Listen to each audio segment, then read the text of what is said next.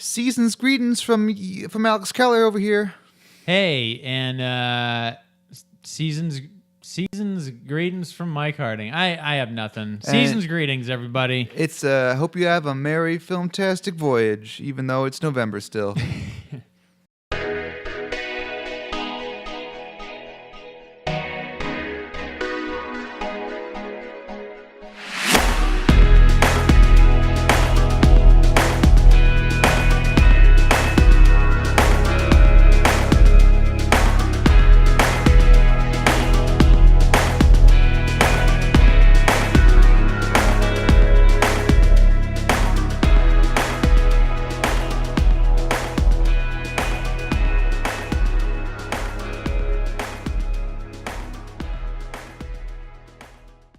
Well, you know, Mike, even though it's November, it's the day before Thanksgiving when this will drop, it's Christmas in my heart. Oh. It's Christmas all the time. You know, I found myself, I was working yesterday doing my own shit, and I put out some Christmas tunes. I don't care. I'll admit it. Just get into the Christmas spirit a bit. Yeah? All right. Well, it's because I went to the mall yesterday, and you can't escape Christmas in the mall, man. There were carolers walking around with top hats and shit. Well, that's the thing. So the mall is like prime time, prime time A1. Yeah. A1. I mean, Santa Claus weren't fucking around, but that's where he is. That's right. Well, Santa, here's the lore, okay? Here's the ancient Christmas lore, is that Santa hits up all the malls at once. He's at all the malls at once. He's like multiple man. He is. He's a mutant. Yep. Didn't they say, wasn't there some lore that Santa Claus was a mutant? Yeah, he is actually. I recall reading one of the more powerful mutants, like a Magneto-level super mutant. They call that an Omega class. That's stupid that there are classes. Like, how bad would you feel? It's like, oh, I'm like the shit class of mutant. I can like grow my fingernails really long or whatever. Well, yeah, the shit class. Well, like Jubilee and Dazzler, I feel like they got kind of screwed over. And the Blob. Like, the Blob has nothing. He's like impervious to stuff because he's so fat. The Blob just has his sadness, basically. Is he canonically sad? Well, he's just kind of. Here's the thing: he's always boasting about how he's like, oh, no one can stop the Blob and all this, right? Not even the Juggernaut. But it's sort of like a front. It's sort of like a mask. He's wearing. He's just. He's putting up a mask for his insecurity. I see. Yeah. Speaking of sad people and. Everyone in the world, because Sir Stan Lee has passed away. Oh yeah. But you see, this is my rule of thumb: when you are over the age of 90, right. I'm not allowed to feel sad that you died. Yeah. No, that's the thing. Is like everybody on Facebook, right? Everybody jumps on the bandwagon. Well, I don't think anyone was legitimate sad, and he's a legend. He passed into legendhood. Yeah. Without without having any scandals as of now. Right. Which is good. And yeah, so he lived until he was 95. He basically saw his creations permeate pop culture in like a gigantic way, right? Well, they did, and then they fell apart, and then they came back with a vengeance. Yeah. What a career. Yeah. So good for him. Hey, I wish I could. We could all wish to live a fortunate life like he did. And like the good news is, like you think about it, like his last film appearance will be Infinity War 2 or whatever the fuck they'll call that movie. Oh yeah, that'll be what a nice little capstone for him to end his cinematic journey on, Right, yeah. Because I hear they finished filming that cameo. So. Well, I had heard somewhere that they filmed a bunch of stock cameos. Yeah. Of him, but who knows if they'll use them? I don't know. Maybe it's too weird. I heard from a guy that worked with Stan Lee that. What he would do is apparently, like, when he wasn't on camera, he was, like, super frail and super quiet and would just kind of shrink into his chair. And then you go action, and he would, like, light up like a Christmas tree and be like, "Hello, Marvelites, it's me, Stan Lee. True believers. True believers." Yeah. And then, like, they do it, all right, cut, and you just shrink back down. Wow. It's like, at least saved all his energy for those takes. Interesting. And he had, like, 5 assistants. I mean, that makes sense. Yeah. I heard especially this last year was not such a great year for him. Well, like I told him 2 years ago, he was like, I gotta stop going to conventions because I'm blind. Oh, I didn't know that. Well, not like actual, like, like legally blind, like I can't see nothing anymore. Yeah. But like, it was always one of those like he's gonna pass soon. He's so old, but gosh damn. Yeah. Well, and then that one guy, what, Bill Mayer? Oh, I heard. Yeah, that guy's a dickhead though. He had his hot take on it, right? That guy's a famous dickhead. Yeah, and it was basically, Stan Lee is the reason why adults are stupid or something. I don't know. It was just real like mean, right? And it was like, come on, man. Like, it's not like Stan Lee did anything evil or whatever. It's like, okay, if you don't like comic books, it's like the world should only be like good, like paintings and poetry and classical music. All this fucking shit is making everyone stupid. Well, but even this, right? Like, even if it's like, okay, choosing between comic books and political talk shows, like, I don't know which ones. Okay, like choosing between comics and like 100% polarizing political talk shows. Like, I don't know what's more. It seems like there's a clear winner of what's more damaging to society, but whatever. I mean, I guess that's just a conversation for our other podcast. Yeah, for our other podcast, which we don't have and we'll never have. Filmtastic Voyage. Kill Me Now. That's my name of that podcast. Kill Me Now. Kill Me Now with Alex and Mike. So today in the news, ugh. Oh my God. Slit my wrists. Hamburgers more popular than hot dogs? Kill me now. Oh, is that what we determined last episode? Well, I think hamburgers are definitely more popular than hot dogs. Worldwide, right? though? Oh, yeah. I mean, I guess sausage is probably, would you consider sausage and hot dog to be in the same group? We're doing it again. I'm talking like a ballpark Frank. Oh, then fucking hamburgers every day of the week and twice on Sunday. That's literally my diet. Twice on Sunday. All right. Yeah. So, Alex, you've seen some movies. I've seen some movies. I've seen 3 movies since last time, but they are all Whoppers, like a hamburger. Let's see. I've seen 2 movies since last time, and I probably won't get to all of them because they're pretty juicy. One of them we should save for the end. Let's spoil it now. What we're gonna save for the end, I think, just so people can get out of the way. Sure. Die out of the way.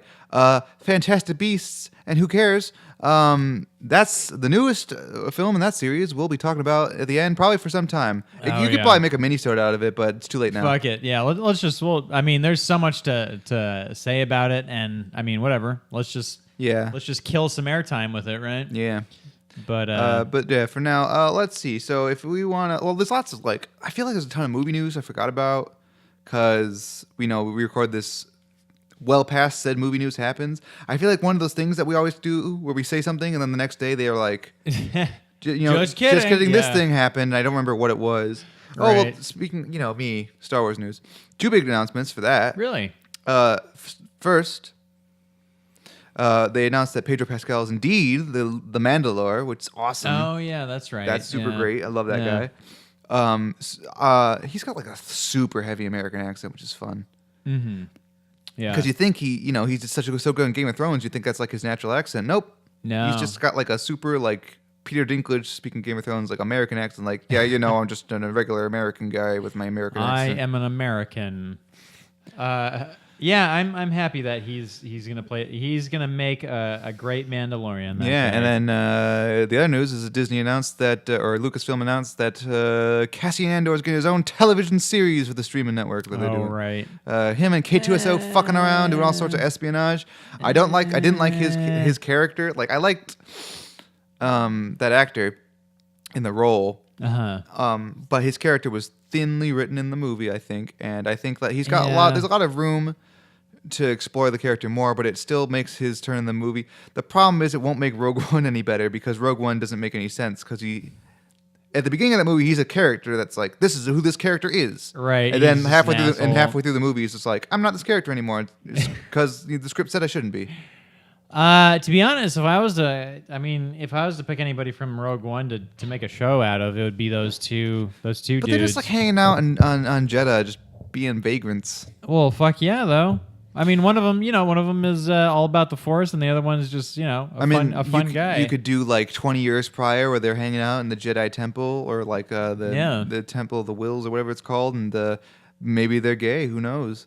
Yeah, that's a much more interesting show to me. I find like Cassian Andor show has more interest to me, but I'd rather no Rogue One characters get their own show. I mean, I'm just I'm curious why they picked from the Rogue One patch. You know, like I'm curious why they went with that because it wasn't like Rogue One was like a big smash hit. It was. Like, It made it like $1.5 billion. Did it really? Yeah. Holy shit! I didn't know that. It was a huge hit. Well, everybody I talk to always says the same thing about it. They're like, Well, amongst the actual Star Wars, amongst the hardcore Star Wars fan, Rogue One's head and shoulders like the favorite of this more recent slew of movies for whatever reason. Wow. I think they're wrong, but that's just me. I mean, there's Not like Head and Shoulders, but hold on, sorry to interrupt. It's like not Head and Shoulders usually, but it's like the more safe choice. Well, because it's just sort of stitched in like right into the middle of the old lore. Well, older lore. It's got a good end.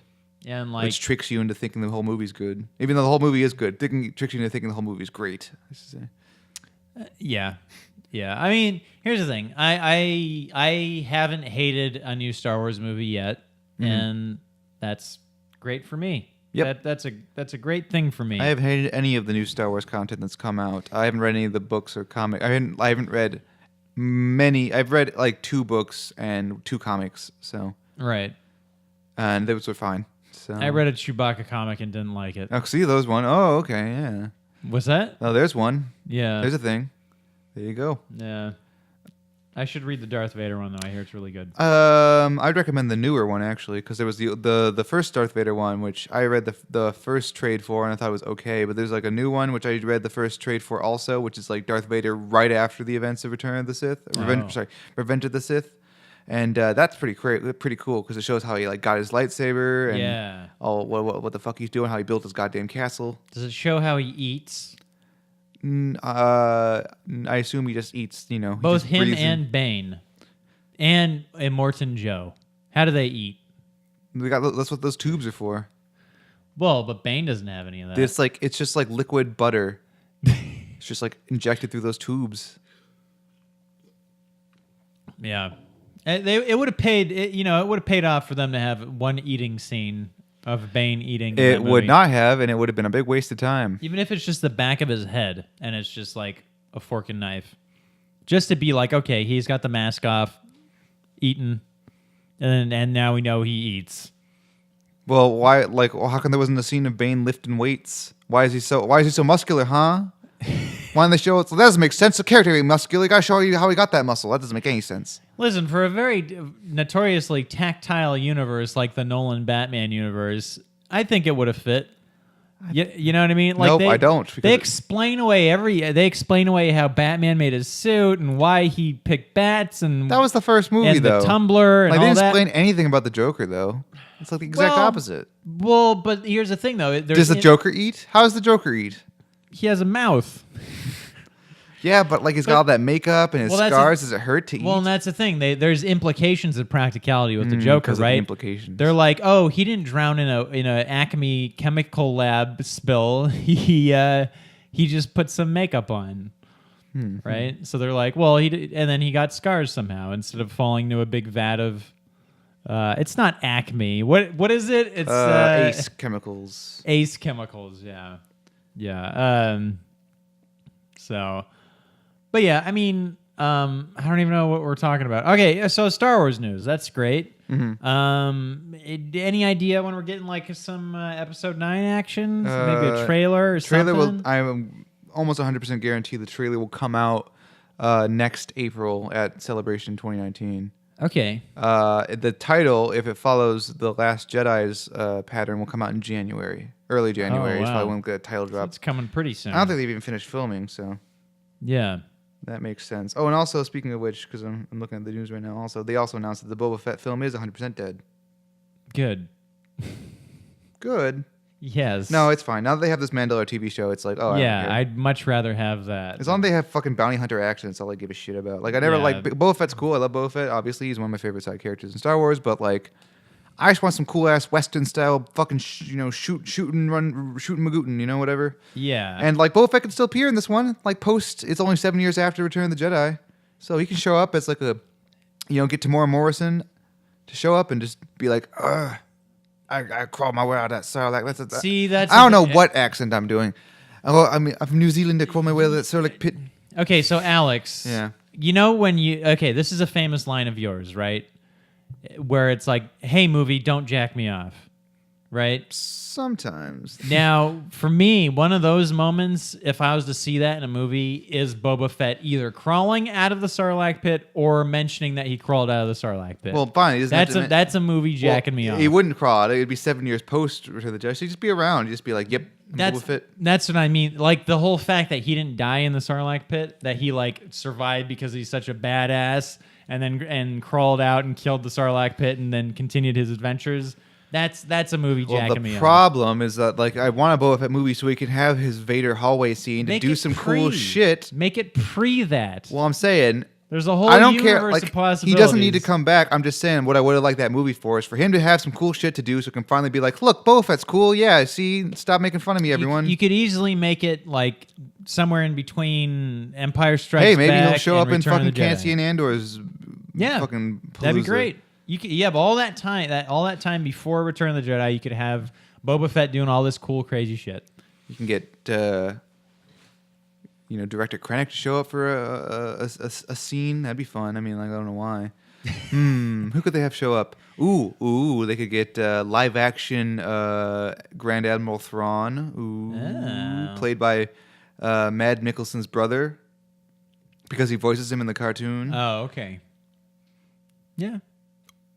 Krennic is the guy's name from Rogue One? Orson Krennic. I feel like that guy doesn't get enough credit. He's great. No, yeah, Mad Mikkelsen's great. Although Mad Mikkelsen is typecast up the wazoo right now, being basically the same character in every movie. The snivelly villain. Yeah, the sniveling, cannot wait cowardly villain. For Robin Hood. Oh, yeah. When it comes to Robin Hood, so that's a Guy Ritchie movie, right? No, it's not. Oh, it's not a Guy Ritchie movie. No, Guy Ritchie's doing Aladdin. That's right. He's doing Aladdin. Okay. I've gotten faulty info. Who's doing Robin Hood? I don't know. Because it seems like Guy Ritchie did that. Guy Ritchie movie in the same vein as like King Arthur. Yeah, which I really enjoyed because it was very dumb. Right.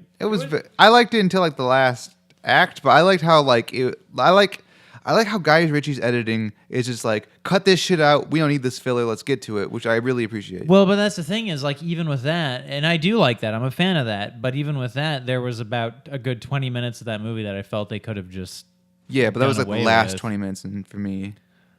Yeah. No, I agree. Yeah. And there's a big hulking monster in the third act, which seemed to be the cool thing to do back in 16?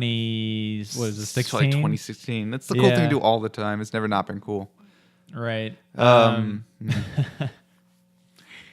So I mean, King Arthur looks fun. The one kid, Robin Hood.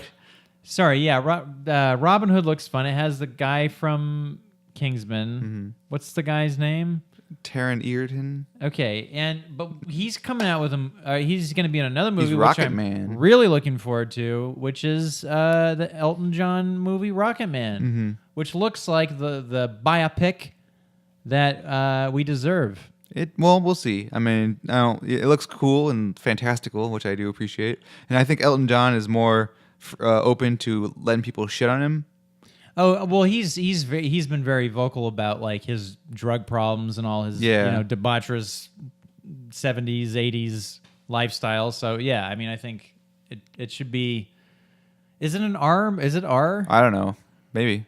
Interesting. Okay, but yeah, no, I'm really looking forward to that. Not only because it'll be a cool Elton John movie, but I think it's gonna be redefining of that kid's career. Because up until this point, he's been in Kingsman and like fun things, and it's like, oh man, now he can finally like really stretch his acting chops. I mean, he was fucking Eddie the Eagle with Hugh Jackman, if you recall. Right. Yeah, that was another whatever that director's name. Not Guy Ritchie. Not Matt Reeves. It was a Matt something. Matthew Vaughn. I don't think that was That wasn't a Matthew Vaughn joint. I think he's only. Wasn't. I think he did Kingsman and then Kingsman 2, and now he's doing Kingsman prequel. Interesting. I could have sworn he did Eddie the Eagle, but I guess he might have produced it. I don't recall him directing it though. It seems like it lacked the flash, the razzle dazzle.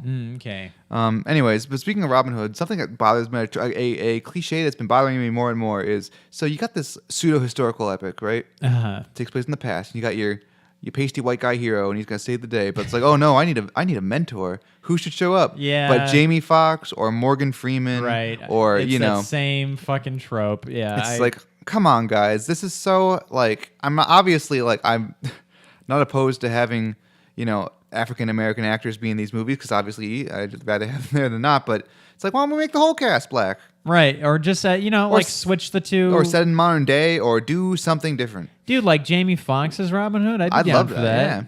Yeah. Michael B. Jordan, I'm sure, he's the easy choice, but I'd love to see Michael B. Jordan be Robin Hood, or I honestly think you just do a modern day retelling of Robin Hood. It's like Heat with Robin Hood shit. I don't know. It's something different, something new. It'd work in this current, It's true that why don't they make a modern? I feel like they've never made a modern day. You just Robin have Hood. fucking this guy, modern day Robin Hood. He's running heists out of Sherwood, England, and he's gonna rob fucking New York City or something. You could do anything. He's gonna do some heists. I love heists. Also, what's interesting? I'll tell you what's interesting, Alex. I'll tell you you sit your ass down. I'll tell you what's interesting. Hey, here's another fun idea for people writing Batman comics or movies. So they've made Robin. Over the years they've tried to make him more of Robin Hood kind of features, like he has a hood and sometimes a bow and arrow, but that's dumb. I don't know. Damian looks like full on ninja though. Well, what I mean is in Damian's had the hood. He's got the hood, yeah, but he's got ninja stars, and his outfit's kind of vaguely Eastern. But how cool would it be to take one of those defunct Robins, like Red Robin, bottomless fries Red Robin, Tim Drake? Why not make his shtick stealing from the rich and giving to the poor? Because that's still thievery, and that's not right. Well, but Batman also dresses up as a bat and just punches people in the face. I don't want to interrupt you, but DC has a fucking Robin Hood literally already. It's Green Arrow, and that's exactly what he does. But he's rich. Yeah, but he's also a communist or whatever. Does he literally? Is that his thing? He steals from the rich. He's and gives to the poor. Well, not really. His thing is that he's super socialist. Oh, okay. So he's all about spreading. I didn't catch that in the CW version of that. No, that's more of a comic book thing. Yeah. Well, I remember. Yeah, there's a famous panel of him arguing with somebody. Maybe it was Green Lantern or somebody.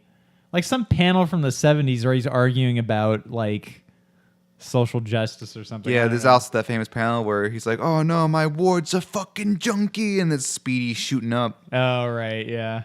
Or Arsenal, or whatever you call him today. Because Speedy's a dumb name. Yeah. Oh, comics. Comics are fun. Anyway, so that was the Star Wars news. And then there was the other big news, was a certain trailer drop that's setting the world ablaze, much like Charizard.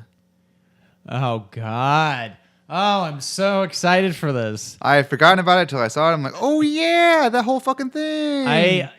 Pokemon the movie, even though it's called Detective Pikachu. Okay, yeah. So for everybody who's been living under a rock since 1998, an onyx rock, Golem rock. Thank you. Or yeah, that's what I was thinking. Have you been living under a golem this whole time? Because I was thinking coughing. It's coughing's not a rock. What am I thinking of? Oh man, I hope coughing's in this movie. I would love to make a short animation of just coughing, just interrupting people's day, just by popping in and go coughing. I always like wheezing because wheezing. It's that guy's fucking dying. Well, wheezing's just coughing after a lifetime of smoking or whatever. So yeah, for everybody who doesn't know, a new trailer dropped, a hot trailer dropped for 2019's Detective Pikachu, starring Ryan Reynolds as Pikachu. And that guy from Jurassic World as some guy. Yeah. And Ken Watanabe as another guy. Right, Ken. Okay, so is it problematic that they feel like they need to have Ken Watanabe in the movie? Like, I mean, I don't know. Is it? I would say no problematic? because Ken Watanabe in any movie is great, and I want him in everything. Well, so. sure, I love him, but And it's been too long. I haven't seen him since Godzilla. That was like 2015, 2014. Where's he been? I don't know. where Doing he's Japanese been. movies? I haven't seen him. I don't know. Oh, no. No one was that. He was also a voice in Transformers 4. But which is okay. unfortunate. But it seems like this weird obligatory thing to be like, oh hey, if Americans are making a Japanese property into an American movie, they got to have Ken Watanabe into the. You know, in the it's movie. better to have an actual Japanese person in your movie based on a Japanese thing than have no Japanese people in it whatsoever. So I agree. Yeah, I don't think it's problematic. I think it's the opposite, really. I suppose. I mean, it's just like I don't know. Do you think Ken Watanabe's ever even looked at a Pokemon game? I somehow. He's probably aware of it, but I can't picture him sitting down and actually playing a Pokemon game. Yeah, I would be He surprised. was probably in his late 20s when Pokemon came out. Hey, man, I know lots of people who were in their late 20s when Pokemon came out. And but are they playing it? Well, actually, no, I don't, actually. But I know a lot of people who are currently in their late 20s like Pokemon. I guess it doesn't make any sense, though. Well, see, nowadays, being in your late 20s and playing Pokemon makes sense because you're sort of, you grew up with it and you're, like, all about it and stuff. But, yeah, I mean, if you're, like, a Gen Xer, Pokemon is not something that Gen X... It's not a Gen X thing. It's a hell of a game, sure. though. I mean, maybe not the card game or nothing, but the first game, I mean, like that game series is pretty cool. I agree. I played Red and Yellow, and then I stopped. Supposedly they remade Yellow, like it came out like a week ago, like a full-on remake for the Switch, which I didn't know. I knew they were making a Pokemon game for the Switch, but I didn't know it was that. That was like what it was. I mean, they're making two. I thought it was like a Pokemon Go for the Switch. No, it's just a remake of Yellow. Oh, interesting. And then they're making like a real Pokemon eventually next year, maybe they said it was coming out. Yeah. Well, they're combining elements of what Pokemon Go and then they're it's like with something. It's like, oh, I didn't know that. I thought it was just sort of like a Pokemon Light. That's cool though. Pokemon's interesting. If I was a kid still, I'd be all about Pokemon. I mean, I was as a kid. Nowadays, it's sort of like just this weird, scary thing for me. I like Pokemon. I'll probably play this one on the Switch when it comes out again. Okay. So with the movie, right? Let's if we're circling back around to the movie, it seems like a lot of Pokemon fans have a problem with it. What? Who? It seems to be this very polarizing thing where they're like, for one, the Pokemon are too furry, and to that I say Tiscusay, Kiskusei? or whatever. Tisk. To that I say, hey everybody, it doesn't matter. That I say, they're not real, right? Well, and then also I think it's probably more practical to make them like actually furry and stuff, right? Yeah. I mean, and then also I guess they don't like the whole idea that Ryan Reynolds is Pikachu, but for me it's like, oh man, this is so like Americans not getting. This is so like Americans taking something that's not like ours and turning it into this weird, casual like American thing. Do you know what I mean? To be fair, this movie is actually a straight adaptation of a game called Detective Pikachu. Straight up at it, really? Yes, there is a game called Detective Pikachu where the Pikachu talks to you in English or whatever language. Okay, that changes everything. So it's like that's not like a thing that Americans are just like, what if Pikachu was a detective who talked to you? There's a game. Well, I know there's a detective thing. I didn't know that like they had that whole element in there where Pikachu talks to you and you can understand him for some magical reason somehow. Oh yeah, I believe so because I remember there was a campaign to get Danny DeVito to voice Pikachu in that game. Right. Yeah. And that never happened. And there's also I think he would have been better in the movie honestly because I just can't. I love Ryan Reynolds, cool guy. His voice coming out of Pikachu, just like this just feels like Ryan Reynolds' voice coming out of Pikachu. It doesn't feel like this is a character. It's low hanging fruit for sure.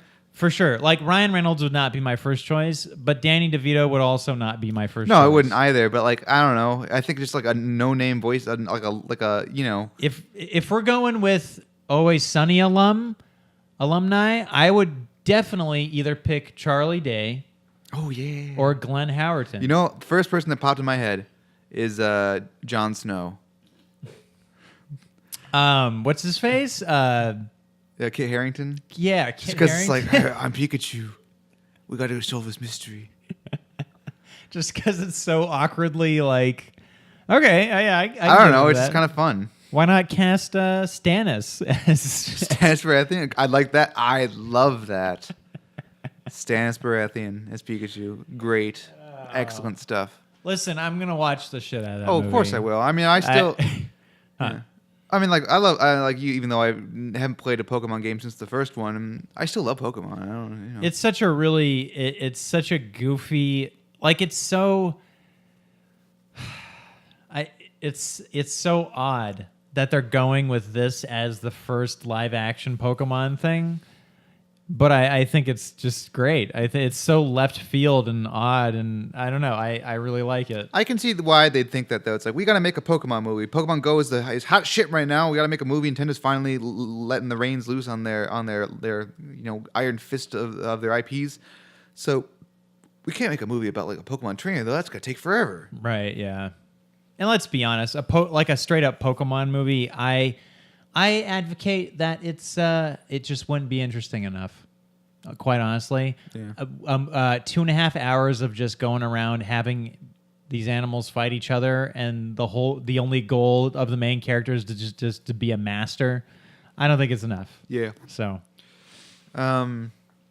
yeah. So we got that. We got the Illuminations Mario movie. So a couple of Nintendo products when coming is out. that trailer coming out? Oh, it's not even. It's only just begun production. Okay. So it's going to be like 2020 or something. Probably Huh? 2020, yeah, 2020, I would imagine. I mean, Illumination makes their movies fairly quick, if I understand. Maybe 2021 at latest. Oh, okay. They have a smooth animation machine going on over there. At Illumination? Yeah, that's like their movies. They're famously like, Yeah, emphasis on machine. yeah, but they're like famously like just like here, but boom, boom, boom, done movie. Yeah, yeah. I was gonna say if it's 2020, that's just in time for the campaign season. Have that movie come out November 9th. But why? I don't know. Okay, Just make it interesting. politics on Filmtastic Voyage again. That's I'm just. Anyways. Yeah, so we got that, and that's all going good. Yeah. What other trailers are out right now? We're getting into the weird season of trailers where it's sort of like, hey, we're seeing all the big ones like Mortal Engines and Mortal Engines, should I say? Mm-hmm. You got all the holiday trailers, but then we're starting to see stuff that's like for like January and February, like the real stinkers, right? Toy Story 4 that came out. Oh yeah. That was a teaser. It's barely worth talking about. It was nothing basically, right? It was just a fun little joke. Yep. What's your thoughts on a Toy Story 4, Alex? I mean, like 3 ended so well. I haven't, it's like, well, why would you? There's a high risk of ruining a good thing, But those folks at Pixar are talented folks, so they might pull it off. It's hard to believe that it's been 10 years. That was a 2010 movie. It's been 9 years. It's been since the third one, which is just crazy, right? Mm-hmm. So yeah, I mean that's interesting. I mean, fuck it, I'll see it. I'm sure it'll be riveting. Yeah, I'm sure. That's basically it in Trailer Town, as far as I'm aware. Mm-hmm. It's not that much news either. I mean, there was oh shit, what was it? I just had it and I forgot it. Yeah, there hasn't been much. Is that Breaking Bad movie they said? What? What? You didn't hear about that? No. It's a Breaking Bad movie. A sequel what? to the series starring... What? Wait, stop. Okay, wait a minute. You didn't hear about this? When there's a movie coming out? No, it's being made. And it's a sequel to Breaking Bad. It's Breaking Bad starring Jesse? Aaron Paul? Yeah, that's the character's name is Jesse, though, right? Yeah, but is it going to be in theaters? Yes, a theatrical movie. Jesus Christ. Why are they doing that? I don't know. Why not? People love Breaking Bad. I know. But is it going to be Vince Gilligan? Yeah, he's writing it. He wrote the script. All right. That just seems very strange that they would do that. I mean, I'm sure it'll be great. that's another thing where it's like Breaking Bad wrapped up and it had such a beautiful ending. Like, why do we need to see? I don't know. I haven't seen Breaking Bad. And especially with Aaron Paul's character, and whatever, I won't say anything just in case you watch it someday. But it's Probably like won't, but... they left that character in a spot where it's like, hey, I'm happy for this character. He can go and hopefully live a normal life. Well, you now. don't have to watch the movie. I'll see it because it's a whole thing. Do you watch that other show? Better Call Saul? Yeah. Yeah. People like that show. Good. It's good. I mean, here's people. Okay, there's a lot of people that are like, "Oh man, this is better than Breaking Bad," to that I say, bullshit. It's better than It's Better Call Saul is a very good show. It's not as good as Breaking Bad, for sure. Like, come on, come on, Nat. I don't know. I'm sure. But yeah, I mean, what's his face carries it really, really good. Oh my god, the actor's name. Paul Oakenfold. That's not his real name. Odenkirk. Bob Odenkirk. Yeah, he's a very good lead, and he's very good at... Yeah, anyways. And he's in The Incredibles, too. He is, as basically a character that does almost nothing. Yeah, I guess. He's there to be there. I mean, he kicks off the plot, and that's it. That's still a good movie, though. Mm-hmm. Anyways, I think it's probably about time to tuck in the kids. Oh no! And turn off the lights or dim down the lights, and we're gonna slip into fancy beast territory, talking about J.K. Rowling's magnum opus. Yeah, Fantastic Beasts and the Crimes of Grindelwald. So for anybody who doesn't know, there is the highly acclaimed book and movie series Harry Potter. And they had movies 1 through 7. Yep, all of which were varying degrees of good. And then, some were great, some were just good. I think the fourth one's the worst one. We disagree on that. The fourth one's the worst one? I used to think. I don't think so. I used to think it was the best, and then I rewatched him like a year ago. I'm like, this fourth movie is just very weak. Who directed that? Some guy. Because Yates did 5 through whatever, right? Yates has done 5 through current. Right. And then before that was Chris Columbus, who also the first discovered the New World and then Alfonso Cuarón directed these movies. And then And then some guy did the fourth one. I forget his name, but like he is not very big. You know, I mean, here's the funny thing is like I guess like I don't know. It's weird because that was the first movie that I saw in the theaters. Was the fourth one, and I guess maybe that's just the reason I like it the most. Is because that was my entry into the series. Well, it's my favorite book of the books, so I was like, oh man, it's fucking sweet. The fourth one got your dragons and you got your tournament, so great. Well, and I really love the premise. Yeah, the premise is. I mean, did you read too. the books beforehand? No. Oh, well, then the book's better. Well, and that's the thing. Yeah, I hear the movies like are really disrespectful to the book. Right? I just found, and like, there's no offense to the director, obviously.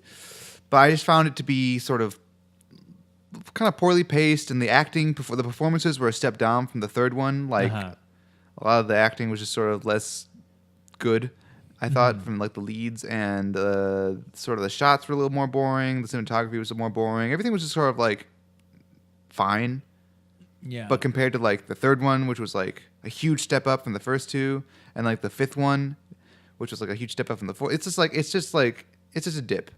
Right, yeah. Well, I can't really say anything about that because I would need to see all the movies again. Hey, here's a fun fact. I can't remember a goddamn thing about the first and second movie. There's a troll I can't remember in the dungeon. A goddamn thing. So I don't. You got the director of Thor, Kenneth Branagh, as Gilderoy Lockhart. What, in the fourth movie? In the third movie. Second movie. Second movie, oh, okay. Yeah, he's that guy that makes people forget things. Oh, okay. Because he's a piece of shit.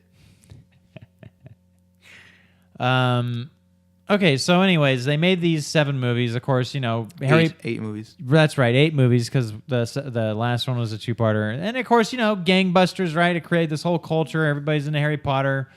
You know, there's a bunch of churches that hate Harry Potter because it's witches. That's a thing. No, yeah, but like no one cares anymore, right?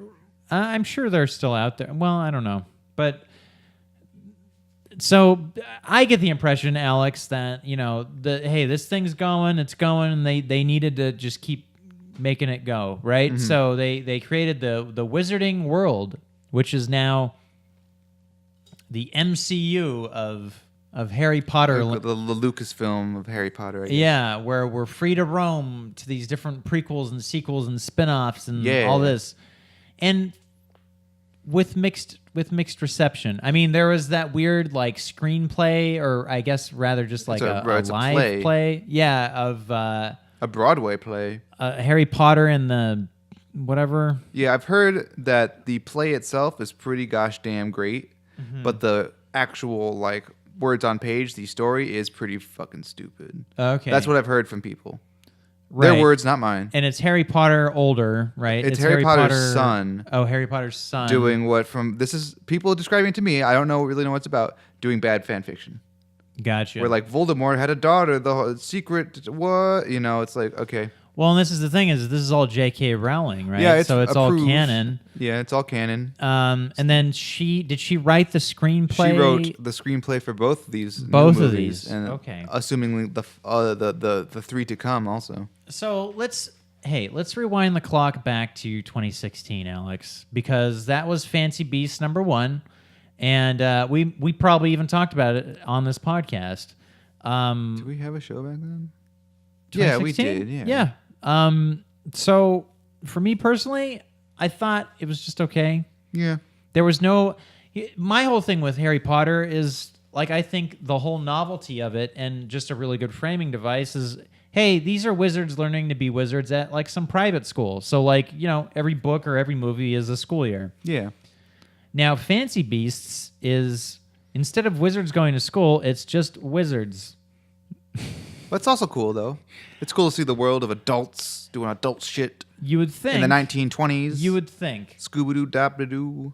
The first movie I thought was just okay. I mean, if we're looking at it in the context of the bigger picture, it's probably towards the lower tier of the films. Yeah, it's better than the worst Harry Potter film, but I liked it. I thought it was perfectly fine. Like, it was nice to be back in the Harry Potter universe. It was like, yes, Harry Potter, very nice.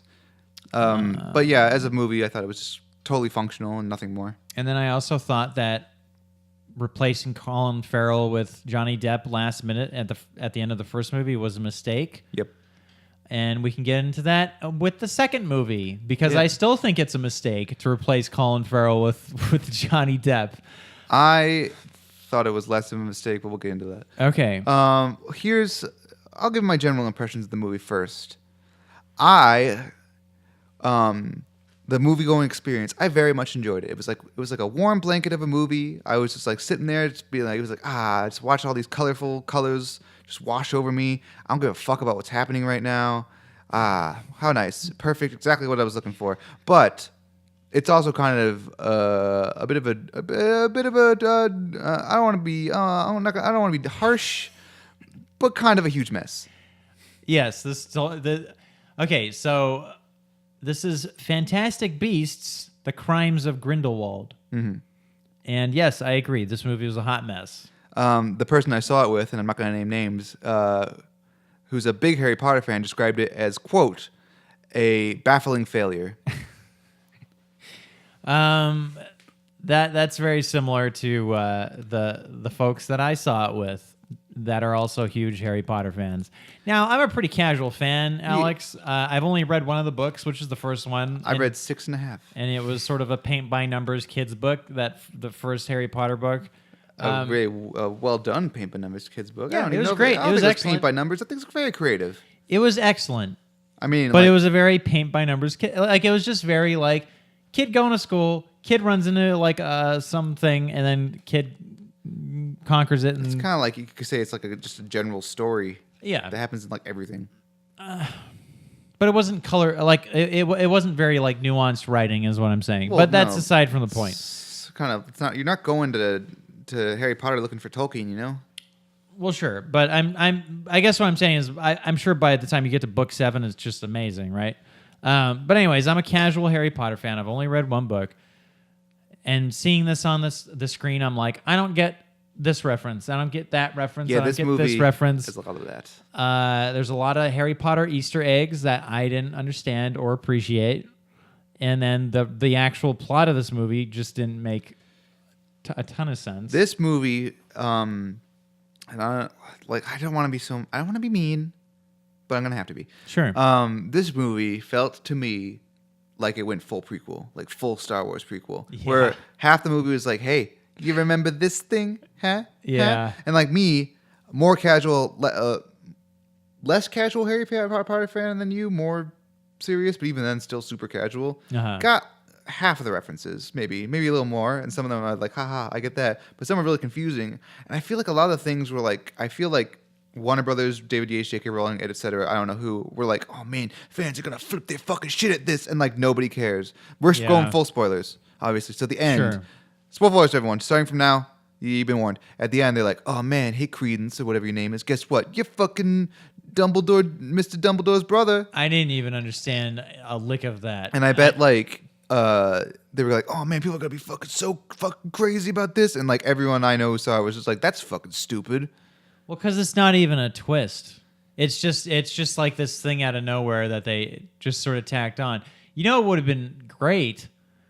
You know what I would have enjoyed a lot more, honestly, is if they did something where it's like, okay, the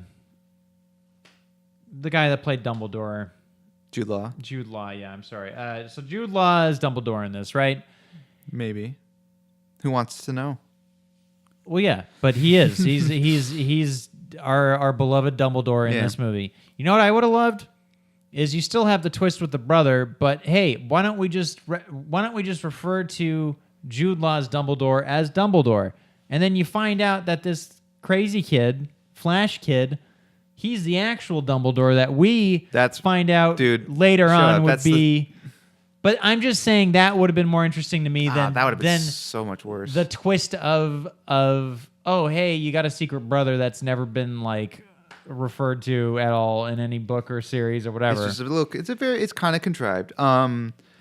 I would prefer it if Jude Law's Albus Dumbledore wore fucking wizard robes, because why would you go from wearing nice suits to wearing crazy pajamas? When did that transition happen? Yeah. Another thing, man, but quick aside, the costumes in this movie are fucking amazing. I was looking at these guys' coats. I'm like, I want that coat. I want that coat. I want those pants. I want that vest. I want all of this shit. Man, I love the costumes. I guess. I thought they were incredible. It didn't mean a thing to me. Well done, costume department, I say. Yeah. Fucking good work. And then also, I kind of take issue with this series being called Fantastic Beasts when clearly, like, neither of these movies were really about beasts.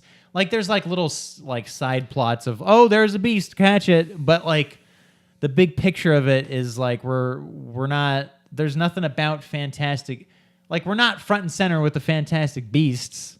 There's just like a little platypus that runs around and steals gold, and then like a dragon that gets loose for 10 minutes and they got to capture it. And then, you know, yeah, whatever. I mean, I guess that's like a very cosmetic critique. But it's true. It's like the problem with this movie is this movie's not like the first movie is about Newt. Like him or not, this movie's not about Newt. Like, it's not about anybody. Really, no. At the end of the day, it's not about anybody. And that's my biggest problem with this movie. It has to do. It's like, it's not just this movie's problem. It's a lot of movies that do this nowadays. Mm-hmm. It's that we're gonna make 5 fucking movies, and so it's like we don't have to make this one movie a movie at all. We can just make a connective tissue to the next movie. It's like, no, make a goddamn fucking movie. Well, and you at least have to have a character arc for our main character. Well, he had a character arc, but it was like he's not the main character. His arc goes from in the beginning of the movie, he's like, I don't pick sides, I don't care. And the end of the movie, he's like, I chose a side. Wow. But it just didn't, like, there was no journey there. It was just, yeah. It's like this movie to me, this whole endeavor, the whole 5 movie thing feels like this movie felt like 5 chapters of a book that they compressed and they like stretched out into a movie. Like, they filmed it like beat for beat, word for word as a movie. It's like, what would happen if you actually took a book and didn't cut anything out? That's what it feels like. It feels like there's no real climax. There's very little character development because it's like 5 chapters of a very long story. And so in the end of the day, it just sort of doesn't feel like anything. Well, I agree. This movie could have happened in 45 minutes is what I'm trying to say. Sorry. It simultaneously has not enough going on and too much going on. Mm-hmm, yeah. And that's a really rare thing to happen. And the problem is like, okay, there's all this there's just people talking the whole time, and there's not really much action. And when there is, it lasts like 20 seconds. And then, so there's, in that sense, like I felt like the movie had no momentum at all. Yeah. But then simultaneously, they're dropping all these Harry Potter Easter eggs and introducing you to Hogwarts for no reason, and like you know what I mean. And in that sense, there's like too much going on. And I'm like, damn, dude, there's like plot A, B, C, and D going on, and I don't care about at least two of these plot lines, like the Flash kid and the Snake Woman. Like, I don't. They're not doing anything. They're not doing anything in the whole movie. There's the hitman that's hired to kill the Flash guy. We'll get to that. Well, he's not hired to kill him. He's hired to like turn him. Well, so with that guy. Okay, and this goes towards the beginning of the movie again. So they ask Newt, hey, can you kill the Flash kid? And Newt's like, no, I don't feel like killing this Flash kid. All right. And so then they just pick the most suspicious guy in the room. He pops out of a fucking wall. And he's like, oh, you won't do it? Well, I'll do it. Yeah, like, why? He's like, if he's part of this meeting, but the whole time he's hiding behind a pillar, and he's like, I don't want to do it. And he's like, well, I'll do it. Right. I'm not creepy at all, you guys. Well, obviously, if you're going to hire someone to assassinate a kid, you're going to hire the creepy guy. I suppose. But he fucking fails. And the thing about this whole thing that bothers me is, like, so Grindelwald, who I enjoyed Donnie Jeff's performance as Grindelwald. I thought he was charming. I thought he was kind of like spooky, and it's like I thought like he is like okay, yeah, very two-dimensional though. Well, I'm sorry, but like at least I mean like, and he's got crazy weird eyes for no reason and all that. He's got a dumb haircut, but like I thought he did a good job. But like there's that part where he talks to what like no name character. He's like, "Would you kill Dumbledore for me?" He's like, no," and it's like, "Yeah, because only this kid can." But in the movie, the guy kills that little person, like the maid, right? Yeah. And then he like puts a bubble, and then fucking Credence can't kill him. It's like, if you can't kill this rando, how are you supposed to kill Dumbledore? Right. Like the movie's telling me two different things. Like, how am I supposed to like if in the movie, if that guy did that and he was just like ripped to pieces, I'd been like, that's why you need this kid to kill Dumbledore. But like, what do we even need this for? What's the point of any of this? It's that whole thing is pretty ridiculous. And here's the thing. There is a way to make that scene cool. Yeah, he gets torn apart. Yeah, but what I mean is like the whole weird plot twist of like, okay, so the Ministry hires this guy to kill this kid, and then he goes and turns out to be some double agent working for Grindelwald. Mm-hmm. Why not just have that scene be, here's this hitman trying to kill the kid, and then Grindelwald shows up trying to capture the kid, and then Grindelwald kills the hitman trying to kill the kid. So then the kid is left wondering, oh shit, Grindelwald's looking out for me. Yeah. Because they lead to that by the end of the movie anyways. There's no reason to make this hitman a double agent for Grindelwald other than the fact that you just need some stupid plot twist to make it be all... Anyways. Yeah, and that guy then proceeds to walk right out of the movie. Yeah, he's never seen or heard from again. He'll come back in like the fourth one, I'm sure, or something. That's the problem with this whole thing. And like a lot of movies do that, and some more successful than others are connective tissue movies, but they also feel like full movies. Right. Like for example, like I know lots of people don't like this movie, but I feel like The Last Jedi succeeds in being Fucking connective tissue, but it's also at the end of the day kind of a full movie. I love that movie. We're not going to get into it because we're not talking gonna, about but it for hours and hours. That's an example of a movie that just like does it well. That I mostly think. serves, I feel, Yes. to get from characters from point A to point B, but also it feels like an entire actual movie in between. Whereas this movie Yes. serves to get from character from point A to point B and nothing else. Right. Like if The Last Jedi is like this as a graph, this movie is like this, where it like goes all over the place and ends like nowhere. You know? Yeah. Like. Well, I mean, like There's I'm trying to so think. many loose so threads. Many things going on. Can I? There's Yeah, one thing keep going. I'm just burning up inside to mention. So, one of the things I was really looking forward to with this movie is them bringing back the supporting the big guy, Jacob Kowalski. Jacob, is that his name? Dan Fogler. Or whatever? Dan Fogler, Jacob Kowalski, Balls of his name is Fury Jacob. actor. And I one thing I was really looking forward to was like, oh man, they're going to find some clever way to bring this guy back, because at the beginning of the first movie, they had to wipe his memory and he had to forget about all the magic and Newt and everything. And in this movie, so it's just Newt hanging out, and then this guy walks in with Queenie, and then they're just like, hey, Newt. And he's like, I remembered everything. Oh yeah, I know everything again. It doesn't matter. I'm here again. So apparently the thing only erased bad memories. Like, then why isn't fucking everyone remembering it? What? And then I was like, man, what a wasted opportunity. Like, I was hoping that they were gonna find some reason for him to have to go give this guy his memories back, and it was gonna be a whole thing where this guy's like, oh shit, I remember it. But it was just this dumb, clumsy, just he walks back into the movie and he's like, hey, I know you, and that's it. I feel there's a big the core forecast in this movie. I feel like are wasted. They don't have anything to do with, like, there's like a couple of good moments. Like there's that part where like Tina, for example, is barely a character in this movie. Like she's completely wasted, it's which unfortunate. sucks. The only good thing she has to do is that one scene where she and Newt's like, oh, you look like a lizard. Like that was kind of cute. I you like look that. like salamanders. That was a fun moment, but that's the only moment of actual chemistry between anything, them, or like even dialogue for the most part. The core forecast characters are in the same room with each other, not talking to each other. 20 seconds. Like they don't interact. There's no like they don't feel like a group of characters. They feel like each character, maybe they're like paired off or something, but they're all in the same room, but they're not interacting. Well, and that's what sucks is like those 4 characters put in the same group can have fun adventures together. The first movie showed that. They were great. Yeah, and that's what I was looking forward to in this movie was fun adventures with our 4 main characters, and they just totally threw that in the trash. Yeah. Okay, so Queenie gets pissed off at society. Balls of Fury guy, and she disappears and goes into Paris and starts crying because she gets lost or something, and then evil hench woman comes and picks her up, and then she ends up meeting Grindelwald. And then it's this thing where she's like, oh shit, it's Grindelwald, get away from me. And he's like, hey, I'm not so bad. And she's like, okay, I'm on your side now. I mean, it's a little truncated. I mean, it makes sense as an arc because she's like, I want to get married, and like society won't let me get married, and then this guy will, but like because he's lying, right? And it makes sense as an arc, but it happens very, very quickly. And then Grindelwald. Sorry, I'm just launching in all. But these things. I think her arc is the best of the movie. That's the only one that actually made me feel something. But they still needed to have that breathe just a little bit more than that. And then there's.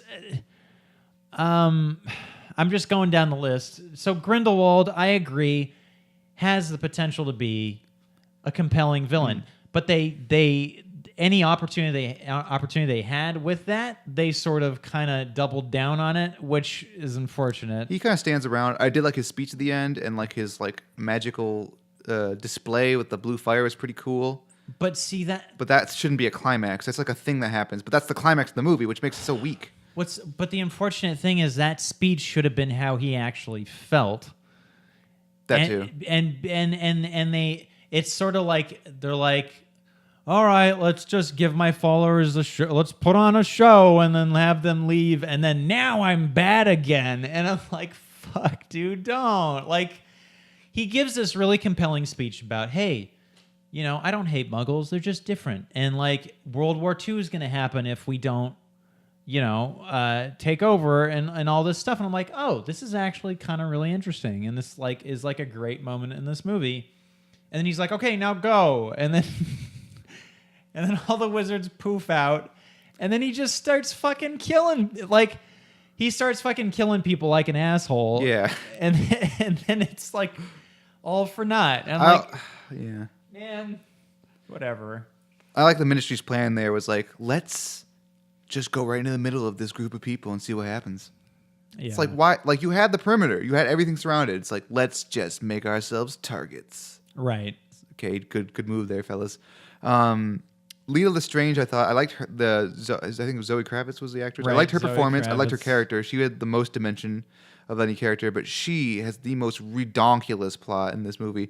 There's that scene where they go into the mausoleum, and it's like the fucking ending of Metal Gear Solid 2.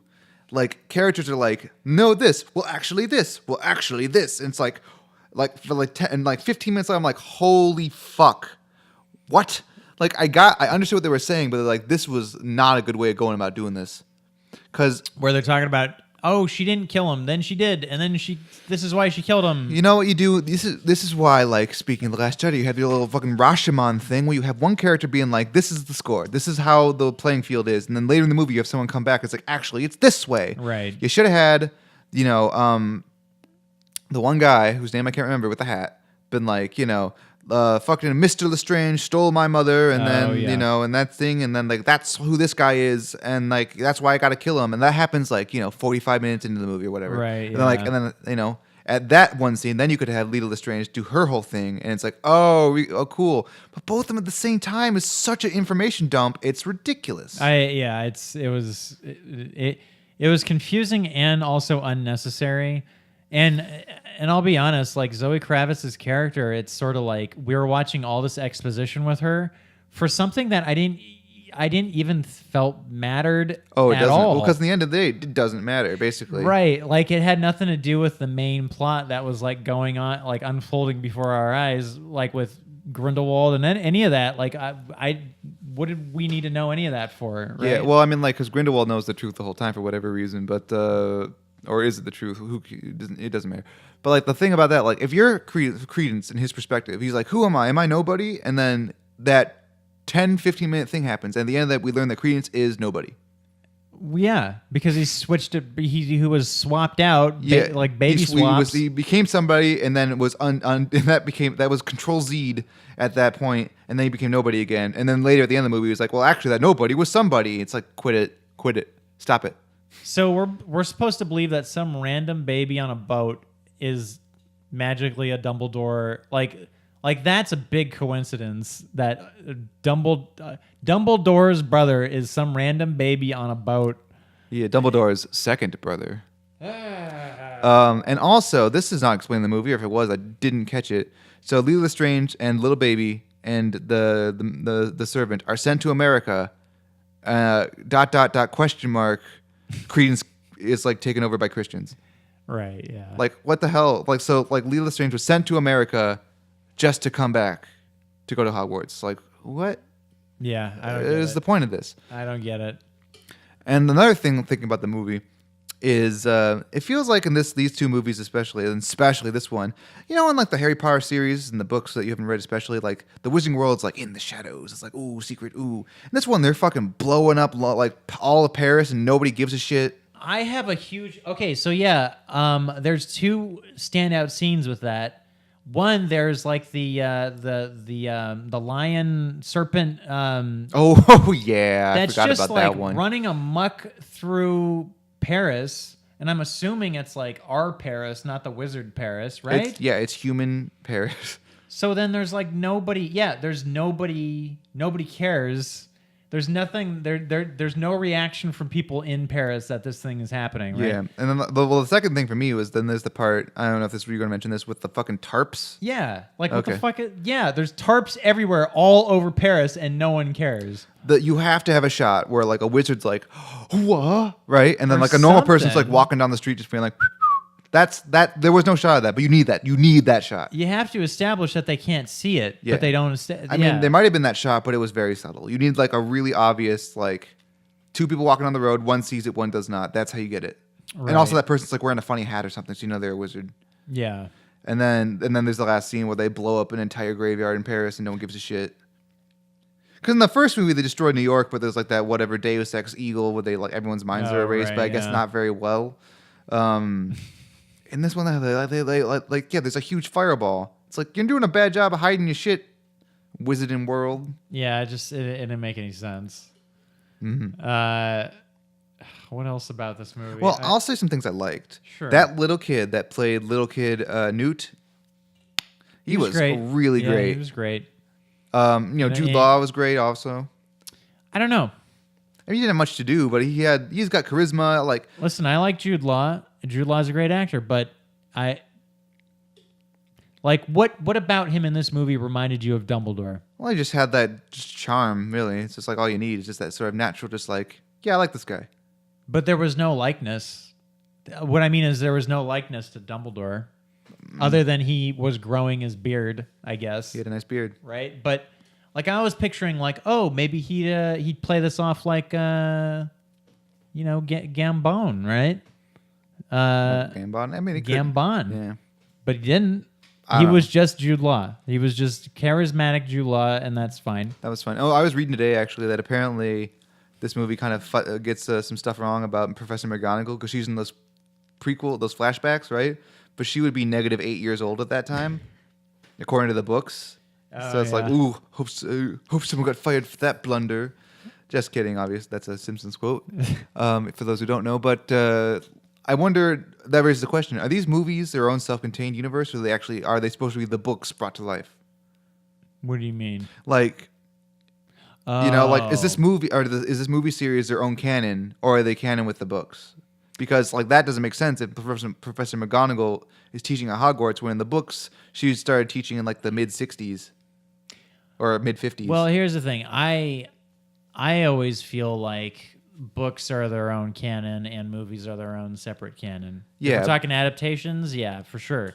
Yeah. I mean, yeah, I think the movies are their own thing by this point. That's the question, though. Is like, are the movies their own canon, the books another canon? Or, That's what I would say. Yeah, but that's the question at the moment. Yeah. Oh, that opening scene was, I didn't understand what the fuck was happening in that chase sequence with all the lightning. Oh yeah. That was a little confusing. Yeah. It was just your average chase scene. That's it. Oh, and speaking of Lila Lestrange, last thing that I can think of is how she was like, her whole arc was, I'm just gonna die. Oh yeah. Like, why? But why? Well, that's what I mean. Is like, and then the rest of the movie involving her was pretty much like useless. I don't know. You know it. I don't know why we focused on her if she's not like of any consequence. Yeah, of like if she came back and died in the next movie, that would mean something. But she just fizzles away. You could have like any kind of like romantic tension between Newt and her and Tina, there wasn't. Which there wasn't. There could have been, but there wasn't. You need a whole nother movie to do that. Like again, too much happens and not enough happens. Like they like rushed the important stuff and stretched out the not important stuff. See, the charm of Harry Potter is that despite it having a great villain, Voldemort, we spend a lot of time not focusing on Voldemort. It's focusing on lighthearted adventures, and then it gets steadily darker as the series goes on. With these movies, it's like, well, we need our Voldemort character just like from the beginning, right? And it's sort of like, what's the tension between Newt Scamander and this guy Grindelwald? Like they don't even know or care about each other. Like what are they? What's their like dynamic? There's That whole none. thing. And also like I don't know why Grindelwald's a threat. Like sure he's like building like a cult or whatever, but like and he's like got bad ideas, but like still it's just sort of it's all very vague at the moment. I'm sure we'll eventually get there, but I don't know. All those movies are supposed to tell me like, oh, it's like a big deal. And that's the thing is like you might as well have just made these Dumbledore movies. You might as well have just made him Dumbledore Origins. That's the dynamic. Yeah, is these two used to be, I'm guessing, lovers. That's implied because the movie sort of like is afraid to spell it out, but like that's a much more interesting movie to me. Is hey, we're following Dumbledore as a young man. This guy used to be his lover. Now he's like this fucking Nazi wizard, and now Dumbledore has to stop him. That's your movie. I mean, it makes sense in that movie though. One of the good things I like is it's like, hey, how come you won't go against Grindelwald? It's like, I just can't. Right. And it's like, why not? Just can't. And because if he told them, he'd probably be burnt at the stake. Oh yeah. Because it'd be like, well, why'd you make that charm? And he'd be like, no reason. And then they'd poke into it, and then they'd be like, oh, it's 1927. This is unacceptable, and they burn. Right. Yeah. It's just what happened. Like same thing that happened to Alan Turing, but except completely different. To who? Alan Turing. The inventor of robots. Not robots. The Turing test, AI, that kind of stuff. There was that whole Benedict Cumberbatch movie about him. That was really that movie I really thought was really bad. Oh, okay. I got you. He got like outed because someone broke into his house, and then the police like outed him, and then he got like chemically castrated, and then he killed himself. Oh God. Yep. And then I think the British government like just apologized to him, like just recently. But he killed himself. But he's dead. It's one of those things where governments are like, we're sorry. It's like 80 years after the fact. Yeah. I love that when that happens, when governments apologize to like, hey, indigenous peoples, we're sorry you're all gone. Well, I mean, it's better than nothing. It's better than nothing. It's still a hollow gesture, though. Right, yeah. Yeah, but better than nothing. So, Alex, here's what I want to bookend this with. This Grindelwald review, unless you have other things you'd like to talk about. Well, like the thing is, like I'm not like the movie is frustrating because it's my bookend. The movie's frustrating because it's not a full movie. It's not, no. And I do still want to see where the series goes, but it's just like, come on, guys, let's like the next one has to be better for sure. Like, let's stop making like just like they just need to make a movie. I think because J.K. Rowling's not a filmmaker, she's a writer, and I think she's approaching these movies from the perspective of a writer and not from a filmmaker. Yeah, which is you got to make a film that has like arcs and a climax that it's cool and like stuff like that. Yeah. I'm gonna ask you a question. Mm-hmm. So if you're to make a Wizarding World kind of spin-off or prequel, sequel, whatever. Oh, I already have an answer for this. What would you want to explore? I want a goddamn inspirational sports movie about Quidditch. I want like scrappy young Quidditch team. Like, it's like, oh man, if we don't win in some games, we're gonna like all of us are gonna be on the streets. And they got like a coach who's just like, God damn it! He's like chewing a cigar. He's like, you fucking assholes, you suck. And you got like a scrappy rookie who turns the team around, makes everyone care about each other. Yeah. And then like at the end of the day, they get to the finals and maybe they don't win, but they gave it their all, and that's what really matters. And also because I love Quidditch and I want to see it on the big screen. The Quidditch World Cup actually have that game. See, in the fourth book, they actually show you the Quidditch World Cup. In the movie, they just cut past it. Oh. They're like, and the games begin.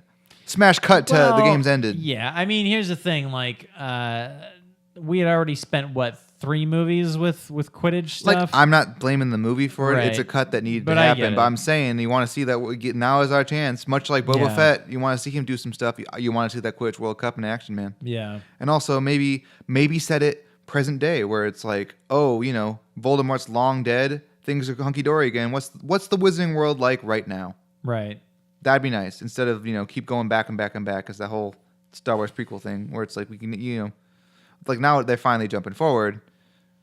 But, it's like, let's see what modern day is like, Yeah. Yeah. That's my vote.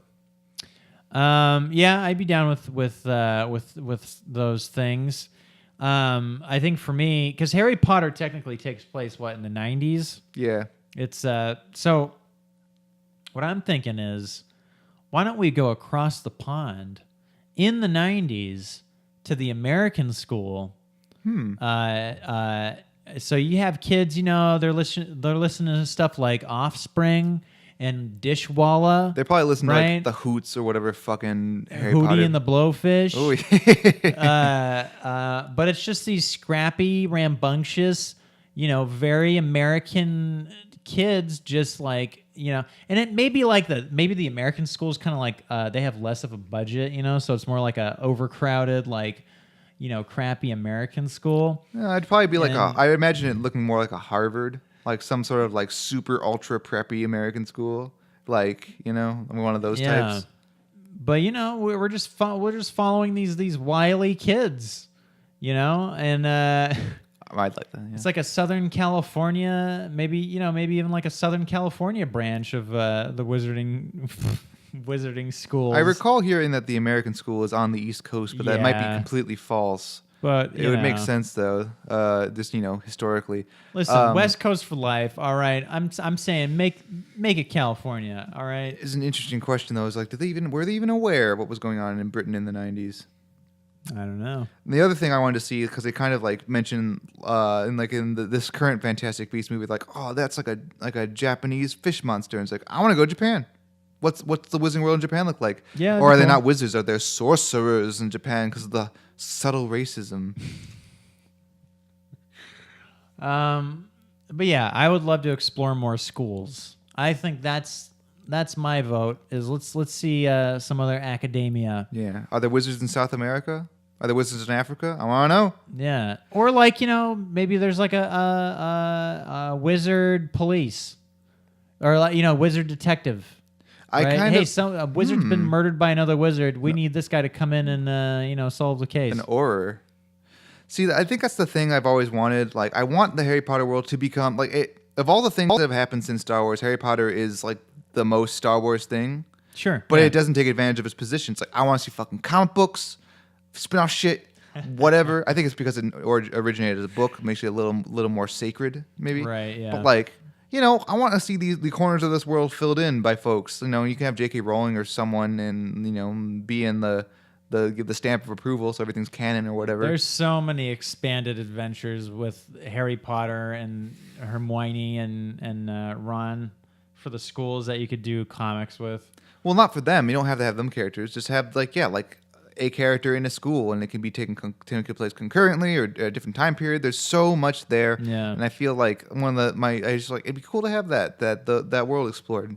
Right. Yeah. Because right now the world we have is still kind of small. It's mostly Hogwarts and Hogwarts affiliates. And especially after this last movie, I feel it's like, hey guys, you could do more. And sure, you got to see Parisian Diagon Alley or whatever it's called, and you get to see their dumb circus, but I don't know. That's it. It's the only glimpse of the Wizarding world. You don't get a good sense of the Wizarding community in these movies. Right. At least not in this one, in Paris. Yeah. They don't even talk to any French people, I think, except for a receptionist. They could have, there could have been a very charismatic French wizard. There could have been a lot of coulda, woulda, shoulda. Am I right? They go to a store. There's just a ton of stuff they could have done. Yeah, French John Hurts, would you like the wand? Oh, or whatever exactly what you want. Well, Alex, what do you think? Is that a wrap?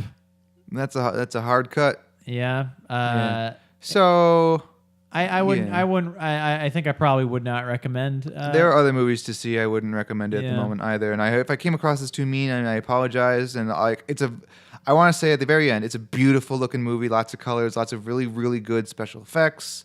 The VFX team killed it. Yeah. The costumes are great. The performances, while there's not much to work with, none of them are bad. There's merits, and it's definitely not the worst movie I've seen this year. Oh yeah, by far. It's in the middle. It's in this hazy area of just sort of I don't know how much I care about it. So. Yeah, it's just it ends up just in the end just being kind of a who cares movie, which for a Harry Potter movie is not what you want. Right.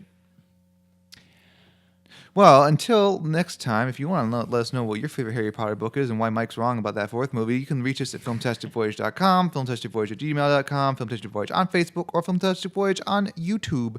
And if you want to see what we rated said specific movie we just talked about, we're on letterboxd.com. I'm Batman Crothers. I'm Mr. Kerosene. Yeah, check us out. We'll check you out. Hey, everybody. The Filmtastic Voyage is a part of a bigger podcast network, the Let Me Listen Podcast Network. You can find us on SoundCloud, on iTunes. Be sure to leave some ratings. Be sure to leave some reviews. We want to hear from you. And I believe that's, as Harry Potter would say, that's all, folks. Dun-dun-dun-dun-dun.